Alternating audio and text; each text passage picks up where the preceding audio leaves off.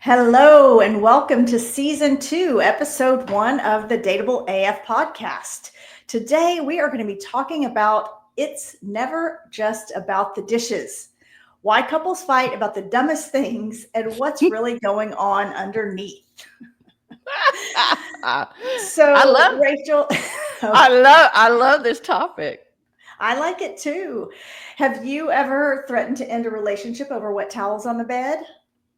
I have not. No, I have not. I have actually snapped my partner with one while they're naked. I've done that. I will confess it. Oh, there's a fight waiting to happen right there. I have not done that. I will say, as a therapist and just as a human, I have seen people fight about some really, really dumb things. Yeah, so I heard one. I can't even believe it's true. Uh-oh, there you are. Sorry. Lost you for a minute. You phased out. So this dumb married couple fighting about, she's arguing with him about the fact that Coke Zero is the same as, has all the same ingredients as Diet Coke. He is swearing that it is. She is swearing that it does not. And they end up like going to bed mad about it. I mean, they get downright, because she can't believe, and unfortunately, I think she let it slip, that she couldn't believe he was so dumb in the argument. Wow. And as you can see, I think once things like that start happening, it's a little hard to recover, and then you lose track of what you're actually fighting about. But it devolves into something way worse. Well, that is clearly a man who does not drink any diet soda, because those are two very different things. Yeah, and I can understand from her point of view why she would be amazed, because there is a rule, like, I mean, there's a reason why it's two different drinks. Yes, agreed. So we're going to talk today. We've got a lot of really good examples like that about things people are fighting about. And what I would say is that almost all of these fights are about something different than they appear on the surface. Yeah, and I think that's the big deal, is, what's actually going on. And my research for this particular program was interesting around this, because it was a January 2024 article with Gottman, who, Sarah, he's like in your world. The guru of couples therapy. Right. He and his wife. And they were referring to some studies that they've done. They've done a number of studies, I think, since the 1980s, maybe even before that. But that from one of these like big studies they did, 69% of all problems, these arguments, are perpetual.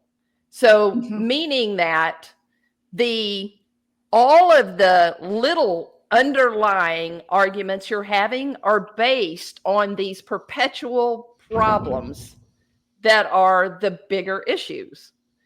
And so the whole idea is just that the perpetual stuff is based on your differences of, like, your lifestyle differences, maybe your growing up differences, value differences, cultural differences. Yeah. Right. But that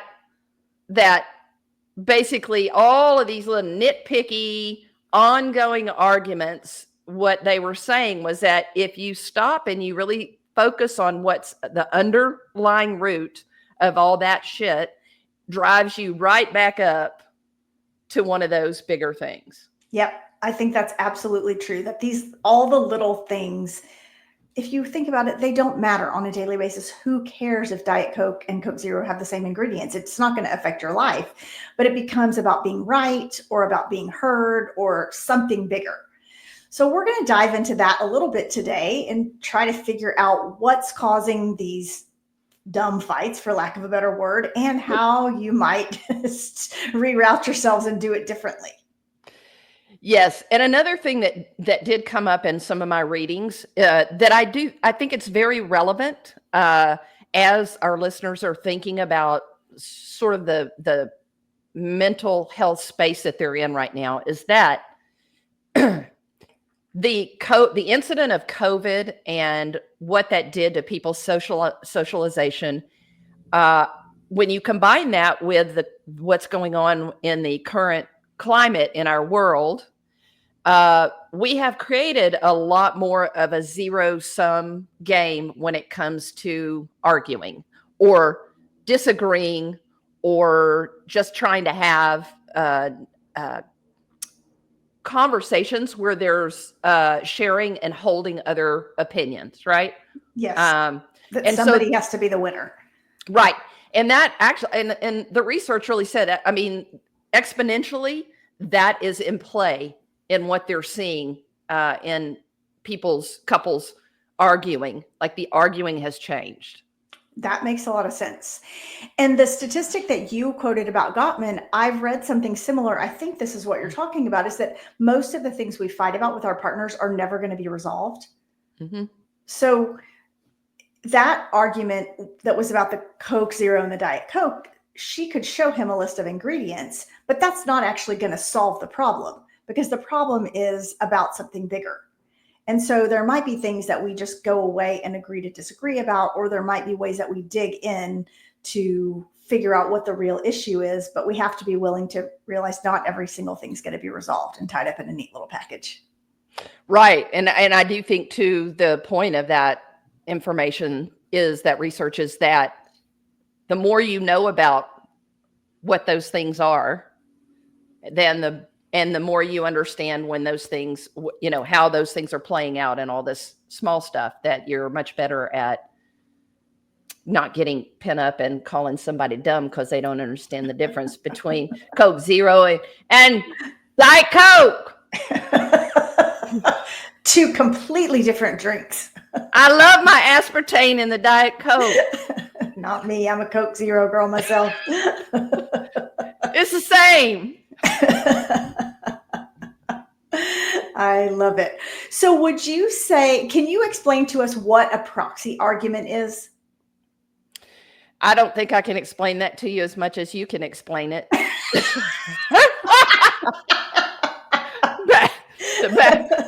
back at you. Show prep gone bad. So a proxy argument is when you're fighting with your partner about something small, but it really represents something bigger. So if you think about, if you're feeling ignored by your partner, instead of addressing the bigger issue that you are feeling ignored, you might get mad at them for not calling you back soon enough. Does that make sense? So it's not really about that one phone call. It's about, in the big picture, you're wanting more attention from that person. Yes. And just to be clear, I did know what that was, but I just felt like you should say it because you're Dr. Kyle and I'm the researcher over here. I feel like the researcher should be the one to point out these things. No. Yes. And I mean, I have a great example of that in my own life where I was in a situation where I traveled a lot across the US and often without my person. And and the typically what was required of me the minute I hit the ground, I was busy, and that person always wanted just a text of I've arrived safe was not always enough. And that they wanted to talk to me when I got there. And it was so inconvenient. And this is probably one of those examples where it just never got resolved because I was always pissed off about it, no matter how many times and no matter how many ways I said, I get to you when I can, and call me if there's a fire or if the child is dying and going to the hospital. Yes, this is one. It's interesting because I did a social media post about this recently, that there's a subtle element of control when someone says to you, like, hey, call me and let me know you got home okay, or call me to let me know you arrived at your destination, or shoot me a text when you get there. That sounds nice on the surface, like they're concerned about you, but there's a little element of control underneath it. Because if I'm flying somewhere and my plane crashed, you would have heard about it on the news, my friend. If I am in the hospital, you are my emergency contact. So they're going to call you if I am in an ambulance. So people get so caught up in that. And it's like, what is it? Like, what's behind that need to know when someone gets home or gets to their destination? It's about, you're looking to someone else to soothe something that's unsettled inside of you. And I think you got to really take a look at that. It's a great example to me I'll just use me as that I've never really I haven't gotten caught up much in somebody reorganizing the dishes that I put in the dishwasher. I don't care. If you want to do that, I don't care. You can have control of that. That's fine. But in a situation like that, both people have something invested in that is bigger. Which is why I think it kept everybody not able to resolve it. It's one of those where the person wanted control and just could not settle in to letting go of that. Mm-hmm. And the person on this side, being me, did not want to be controlled. Yep. Well, now push my buttons. Then I need to act out, and we're probably going to fight. Yep. And then you're disconnected, which is what neither one of you wanted in the first place. Right. Yep. And so ideally, you want to connect to that person. And at your earliest possible moment, you're going to call them and connect with them because you love them and you want to connect. That's different than looking at your watch and feeling on the hook because you haven't called them yet and you know they're going to be mad. That's a terrible feeling for both people. Yeah, it truly is. Yeah. So it's just about like, I'm going to trust that you love me, that you got there safely, and that you want to talk to me as much as I want to talk to you. So call me whenever you can. Yeah. Yep. So yes. So I think that is a need for soothing. It's a need for relieving someone's anxiety. It's a need for control in a small way. So that's the bigger argument. It's not really about that phone call. Right. And those are probably the place you should be talking about it is up here at the big level where it's like, hey, I do love you. I promise I'm going to get to you, whatever. Everybody's got to give a little. Yes. Versus trying to get sane in the middle of now I'm pissed off and we're too far down the road. And yeah.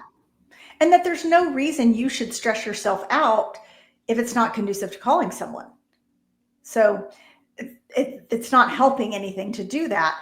I think a lot of times what happens is that we try to manage our own feelings by controlling someone else's behavior, controlling our partner's behavior. And that's just not a good idea. So it's like we try to control who they can talk to or how often they talk to someone or how long they talk to someone. And that's not because they're doing something wrong. It's because I'm feeling insecure. So, figuring out what that is and everybody learning to manage their own feelings instead of trying to manage another person's behavior. Yeah, that takes some good insight. I think you really have to, again, know yourself well. And we're in this phase where we're talking about relationships. We also are still talking about dating. And that's a good thing to begin to practice in your dating. And also a good thing to notice if those big things are so big that they would potentially just keep you locked up in arguments all the time. That's a problem. Doesn't mean that either person is a bad person. Just means you're going to be locked up in an argument. I mean, an argument around this, I think, is about being out as a gay person. I'm just going to bring this out there. As say more about that. So there are variations of that. There are people who are committed to, like, I love women. I'm only seeing women. I'm not necessarily jumping around from men to women. So I may have been married to a man, but now I'm totally into women. I'm out. And I'm like, well, you're definitely into women. That's a solid. But the knowing whether or not that person is willing to hold your hand out in public or take you to events or, include you in any space where they would include a significant other. And that what I think is that in the dating, when you're dating somebody and they're not You're not sharing the same vision of that space. I'm not going to say that either person is wrong. They are not. What I'm going to say is that I think that you need to be sure that you are not expecting them to change and come along with you, one Yes. side or the other. Yep. Yeah, this is something we just can't emphasize enough. If you get into a relationship thinking that the person is going to change, you're setting both people up for failure. You have to ask yourself, can I accept this person right where they are right now? And if they're not out yet, but they're planning on coming out, well, wait till they come out to start dating them if that's important to you. But don't start dating them as a not out person and then expect that they're going to come out later, because that they may not. They may not. And I do think that's just one of those things that once you do it and get in it, then you're going to be arguing about that all the time. Somebody's going to have their feelings hurt all the time. Somebody is not going to be getting what they want. And I just think it's a great example of some of the bigger things that you can learn while you're dating that you just can't, it would cause those ongoing arguments. Yes, for sure. That's a huge one. I'm glad you brought that one up. So do you think that there are common themes of arguments that happen in queer relationships that may or may not happen in heterosexual relationships? I do. And I was also doing a little bit of research on that. I was curious about the differences, and some of the information that I read said that for sure women and men handle their anger or their frustration around these things, like you're doing the dishwasher wrong, or what these little things, that there is some good data around the fact that men tend to get angrier and hang on to it longer than women. And I was surprised by that. That is surprising. Yeah, that's not what I would have thought. Well, and maybe it was also directly correlated to this other piece of information that I thought was very interesting, and is that the first 3 minutes of a conflict will determine how it will go 96% of the time. And so they talked about it as it relates to, and I know you're very familiar with this, when the intensity is so high in the moment and people's nervous system, starts getting dysregulated, then there's nowhere to go. Like, you're not going to get anywhere until the cortisol goes down, all that settles down. And they were saying that I think the deal is men get there quicker. They get into that fight or flight state much faster than women. Women have a much greater ability to stay below that level and sort of stay in this float zone, which makes it easier for them to problem solve or work towards a solution or be available for a change, I guess. That makes sense. Yeah, that when you say it that way, that does make sense, that guys might escalate more quickly.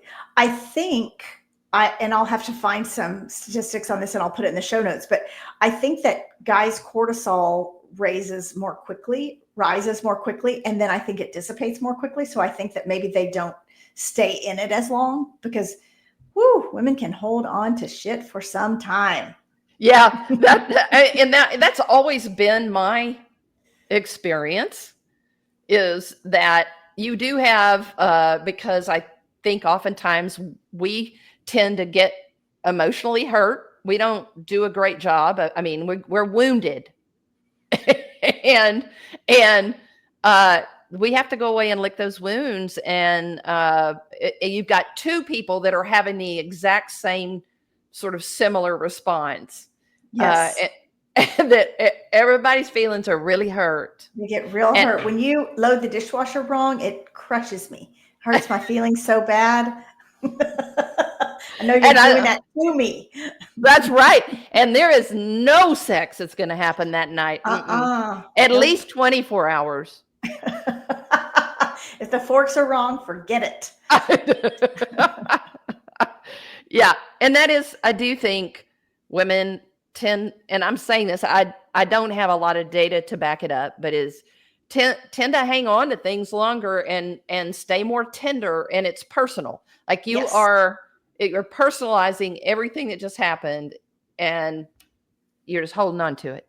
Yes. And I will tell a story on myself about this one, that Joe and I used to get in arguments about the recycling, initiated by me, that I, was very meticulous about what went in the recycling, and that if it was recyclable, it needed to go in the recycling because we don't want to destroy the planet. So it becomes like a values-based thing. And if she was not recycling, then she does not share my values, and she also does not care about the planet. And my head would spin off my body. I would come in and there would be a glass jar in the trash. And then there would be like a plastic bag in the recycling. And when I would ask her about it, she would say, "I thought you said plastic was recyclable." And I just could not abide it. And so I did not say anything. That it went on in my head, but I did not say, "I know you're smarter than that," but I did not say that. Instead, what I did was I just let it go. And so I just want y'all to know that half of our household is saving the planet, while the other half of our they're just destroying it with a vengeance. And I have let it go. There's been no more fighting about it since then. I have a lot to say about this. That I'm taking up for Joe right now, because that other half of the household, the side that's saving the planet, is also violating us a Chick-fil-A all the time. I was going to say that why again. You gotta bring that up? Why you gotta bring that up? My sister, my BFF Joe, is over there being forced to eat Chick-fil-A, and she knows it's against her sisters. So, and she's trying. And you think she's just going along with you because she's being sweet about it. But, your example is great in that this thing I said about the first 3 minutes of a conflict determine the how it's going to go 96% of the time, is that the fact that you feel it rising up, but then you slam that gate shut before you say, "I know you're smarter than that," because the minute that comes out of your mouth, it's not going to go well for anybody after I say that. So I just let it go. I let the planet be destroyed. I let us, I try not to go down that path of, we're wrong for each other because we have completely different value systems.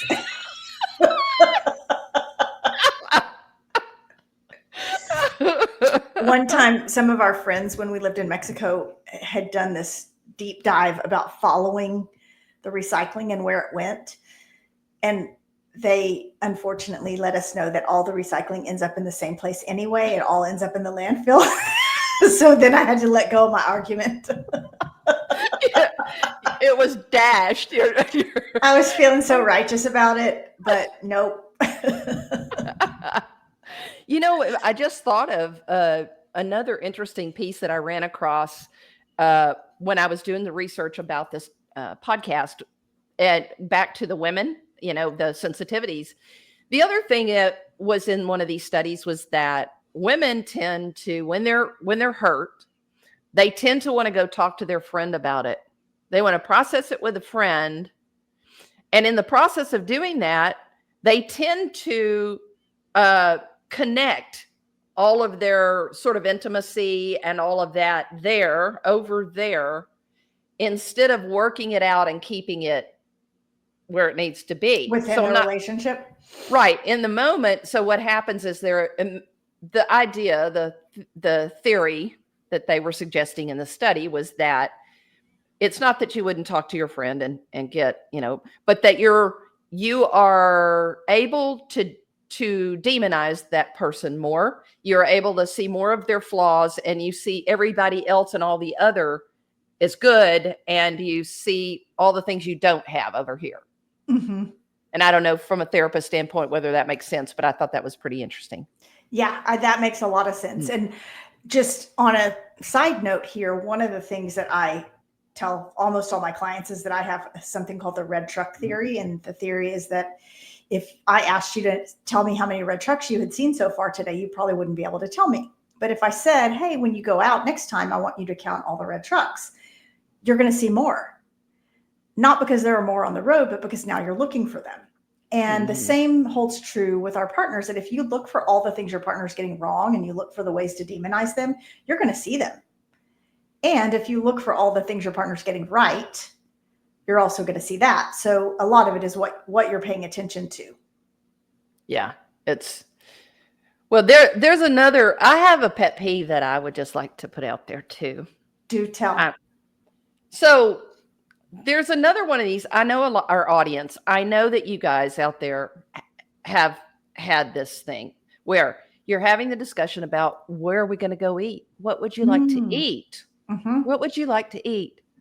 And typically there's one person who's leading that discussion, and they're asking, and then oftentimes there's this passive partner over here going, I don't know, just anything's fine. It's fine. It's all good. And then you suggest, well, we could cook this, or we could do it. No, I don't really, not tonight. I don't really, no, I don't. They poo-poo every single suggestion you have until you look at them and you're like, well, then just starve. Yep. And so what's at the root of that? So that's the surface argument, is about where we're going to eat or what we're going to have for dinner. But what's underneath that? From my point of view, it's that my resentment in that type of situation is that I want to have another person with ideas in my house. I want somebody to take I want to share in the load and the responsibility, and also the creativity of those things. So, I mean, if you are always one way or the other, or typically one way or the other, you're just wearing that person out. And I feel like the other person, I don't know, they just underperform because you overperform. I don't know. It's a passive form of control. Me saying, I'm fine with anything, I don't really have an opinion, and then shooting down all of your ideas, that's a passive way of controlling things. I don't like it. Yes, exactly. And that indecision is kind of a decision. Like you're not deciding anything. And so that is a decision that you're leaving that in the other person's court. And I'll take this back to dating. It's something that I notice in dating, is that I very much love it when somebody else has some ideas, because I always have some ideas. I'm like, hey, let's go here, let's go there. There's this cool thing. But I don't want to be the one. And it's off-putting to me if I'm going to lose interest in you if you don't have any ideas. Yes. Just wherever you want to go. Yeah, that's true.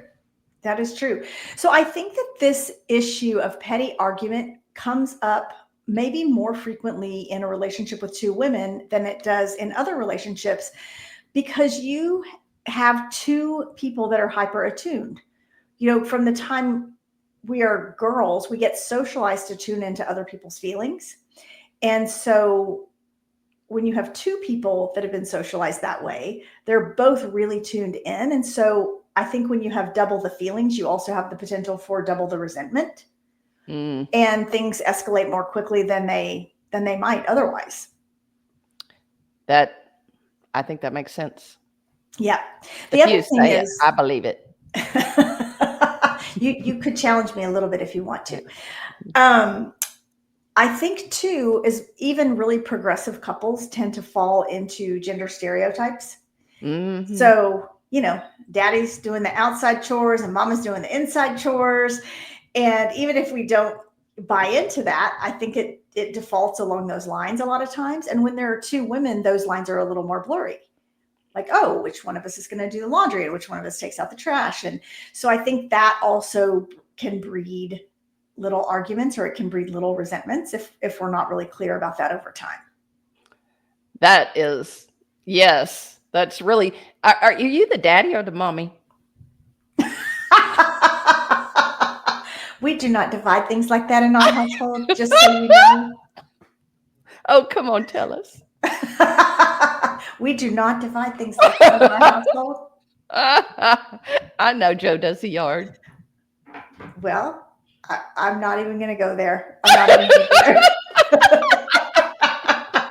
because she will kill me if I talk about this. So I'm gonna plead the fifth right now to save my marriage. I almost got it.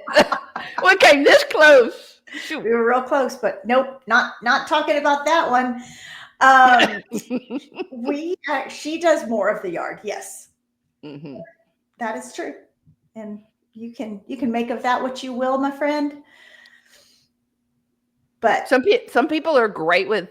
There's also sometimes some people are just gifted with power tools and big machinery, and some people are not as good with it. This is true. I learned something new this weekend. We went to visit our friends Mel and Dre in California, and Dre informed me that for any given project, you need at least 3 drills. And I can't remember what they were, but one was to drill the hole, one was with the screwdriver bit, and there was a third one that you needed for some other reason. So that's why you got to have a lot of drills. And I did not know this. Oh. I just thought you changed out the bit for the thing that you needed, but clearly I do not know. I do not know these things. I didn't either, but I mean, I'm familiar with the fact that there are various drills. Yep. And I have used different types of drills in the past. Well, apparently if you just get them all 3 out and you lay them all out for your one project, then you don't have to change things out so much. You just pick up the one that has the bit that you need. So that makes perfect sense. Yep. Apparently it's much easier when you do it that way. So that just shows you my lack of familiarity with power tools. And I will say that you do not want me to wield a weed eater. That yard will look like it got a bad haircut if you're trying to get me to edge with that weed eater. I don't even know how people do that. So I'm going to hire someone to do that. Oh God. We all have our strengths, and then we all have our strengths. And then our weaknesses. So I'm real good at some things, but weed eating is not one of them. So just going to put that out there right now. So I think there's also this narrative, and this doesn't hold true for just women's relationships, but I hear this a lot, that your partner should just know what you need. Well, I don't want to tell them what I want for my birthday. They should just know. And that, oh my gosh, this causes so many problems in a relationship. Like I don't want to tell you what to say, or I don't want to tell you I need a hug. I just want you to know. It's like, how is that person going to know? They're not a mind reader. So I would like to dispel the myth that asking for what you need or asking for what you want negates when you get it. I think it actually sets both people up for success when someone asks for what they need. Yes. And otherwise, it's like landmines are out there, and you don't know when you're going to blow a leg off. Yes, exactly. That's very true. Very scary. And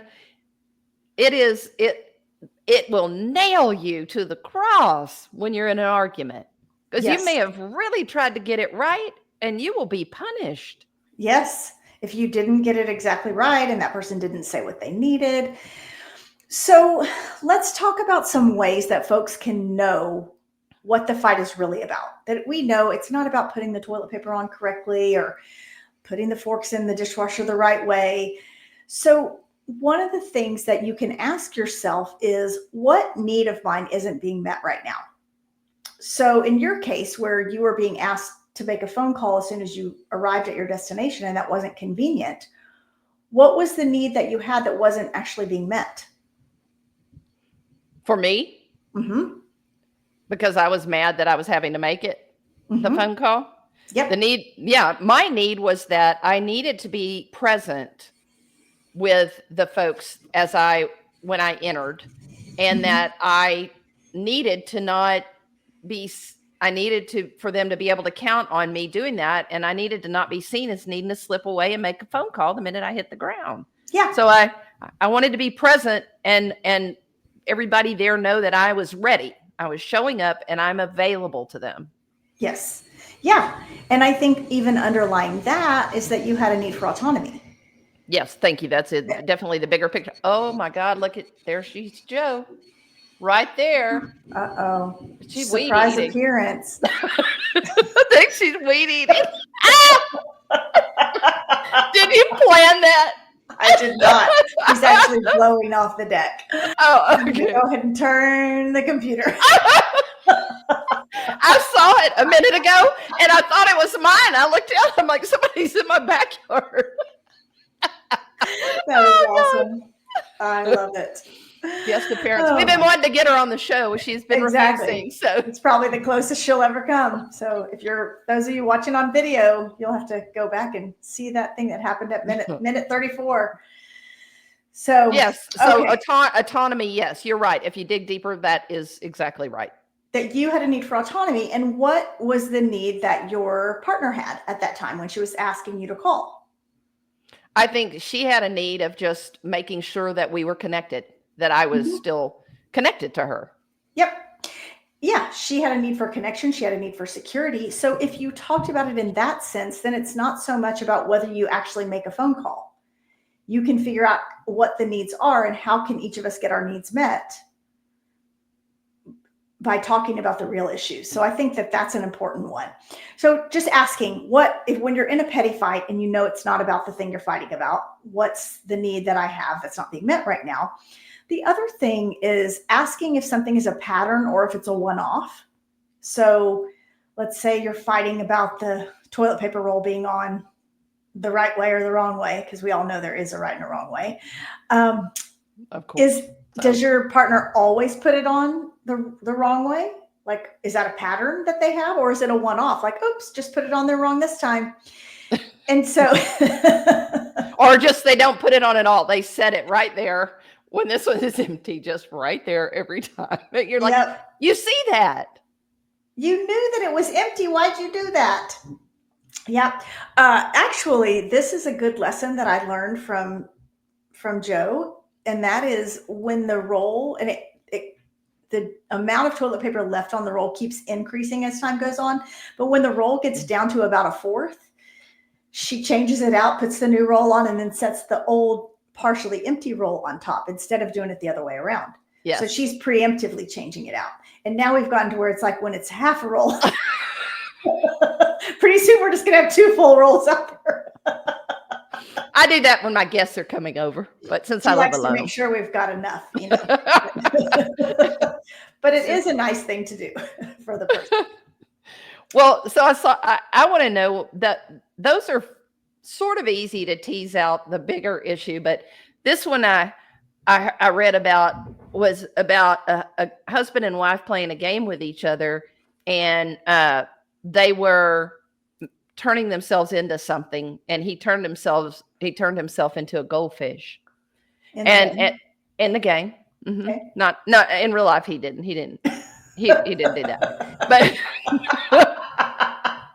but in the game he did.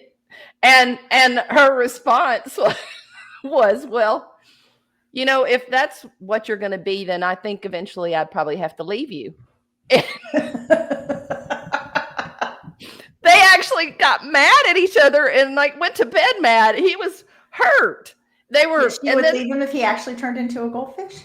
Yes. Okay. What do you think that was about? I think that man's got a lot of resentment built up about something, but I don't think it's about turning into a goldfish. And I felt that she was just being honest. Yes, exactly. That she didn't really make a commitment to a goldfish. I feel like this could be this analogy could work for lots of other things, but we probably won't go there right now. You know, you're not the person I married because I did not marry a goldfish. Exactly. But and one of the things that we did come up as like ways to sort of combat when you get in that situation, you know, and you are, and you're doing one of these petty arguments that we've discussed. And humor is one of the suggested ways to get out of that loop. You're all of a sudden, you just don't want to get deep down into that where everybody is taking a stand around the Diet Coke Zero thing. And so, or the goldfish.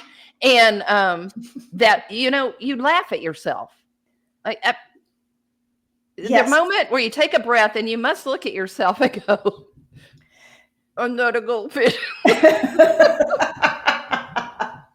This is true. And I think using humor is good. And both people have to be willing to lighten up about it a little bit. I was with somebody one time who would get really mad about the vacuuming and whether it had gotten done. And they got so bent out of shape about the vacuuming. And I would literally have to say, honey, we are not breaking up about the vacuuming. And then that would kind of lighten everything up. And so that might be a tool that you use with your person to say, oh, baby, we're not breaking up about the goldfish issue, or we're not breaking up about Diet Coke. That just reminding the person, this seems really big right now, but in the big scheme of things, this is not a breakupable fight. Yeah. And it's, again, also another thing that we've talked about in noticing things that are healthy in a dating relationship. And it is something that you can test out as, does this person, are they able to laugh at themselves? Do they have a good sense of humor? Can you do things like, would it piss them off if you brought home a goldfish in a bag, after that, I love it. Yes. I think using humor is great. Another thing that you can do is you can have a code word. Joe and I have a code word, and it's cinnamon. And that can apply to a lot of things. That could mean stop talking about this right now. Like you're oversharing something in front of other people. It could mean we need to take a break from this argument. So you can come up with a code word. And then when you say cinnamon, I think there is some sort of, okay, but we have a commitment to come back together at some point. Yes, if we need to. Yeah, if it's a dumb thing, we might both be able to just let it go. We don't have a whole lot of dumb fights. Once I got over the recycling thing, it's been all good since then. The other thing that is a good recommendation is to schedule check-ins with your partner. So you have a certain time every week or every month that you just sit down and check in about how each other's doing, kind of like a state of the relationship talk, so that things don't build up and they don't bottleneck and somebody doesn't have, an explosion because they've been bottling things up. Yep. And also, I think that knowing what you really, do you really have skin in the game around? If you don't have skin in the game around certain things, let it go. Yes. Let it go. It's not worth it. And is this going to impact your life in five years or even 6 months? If they put the toilet paper on the way that you don't like it, really, is that worth fighting over? Is it worth getting bent out of shape? Just let it go. It's okay. Mm-hmm. If you can't let anything go, that's a different problem too. That's a bigger thing. That goes back to the bigger thing. You gotta, because if you're going to make it with anybody in a relationship, everybody's going to be letting something go. Yes. And does that really matter? Right. And I think that touches on something else, is that people attach meaning to things that don't have meaning. If you loved me, you would put the toilet paper in the right way. It's like, no, baby, I love you and I'm not going to do that. I love you and I'm not going to call you right when I get to my destination. So how can we work around this? So try not to attach meaning to things that your partner does or doesn't do. And if there's an inequality in the relationship, let's say you're doing all the chores and your partner's doing 0 chores, that's a whole different thing than just getting in fights about dumb stuff. Yeah. Well, I know that these listeners out there have some great examples of some really dumbass arguments they've either been witness to or that they've been involved in. We would love to hear some of those. We would be thrilled to anonymously share some of the Yes, we would love to talk about that in our after party episode. Yeah, so please feel free to email us info@dateableaf.com. We would love to hear from you, or you can also DM us on Instagram. Our Instagram handle is just @dateableaf. So let's kind of recap some takeaways from this. Remember, first of all, that the fight is not about the dishes. The fight is about whether you feel seen or heard by your partner. It's always about something deeper. So don't forget to ask, what need do I have that's not getting met right now? So you can sort of get away from the surface level thing and back to the important thing. I also like that doing a quick check-in, like on a systematic basis, like, every month or 2 weeks or whatever it should be. But I like that idea too. It's very preventative. Yes. In nature. Yes. And I think you can validate your partner's feelings without feeling like you lost the argument. You can say, I get that you're feeling a certain way. I hear your feelings. Even if I see it differently, I can still hear your feelings. So just give them a little bit of a validation. Yep. So what's our next episode? Do we know? Well, we haven't fully figured that out yet. So it'll be a surprise. You guys will figure it out next time. I have one that I haven't talked to you about that I'm going to just put the idea out there. I'm going to float the idea. I don't know if we'll do it or not because we haven't voted on it yet. We have a voting. We have a voting organization. Uh-huh. I'm thinking that we should talk about personal grooming and unwanted hairs as you get older and all these other things that happen to you.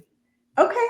I think personal grooming has there's a wide swath of things we could talk about related to that. So everything from hair you don't want to hair you do want that you can't have anymore.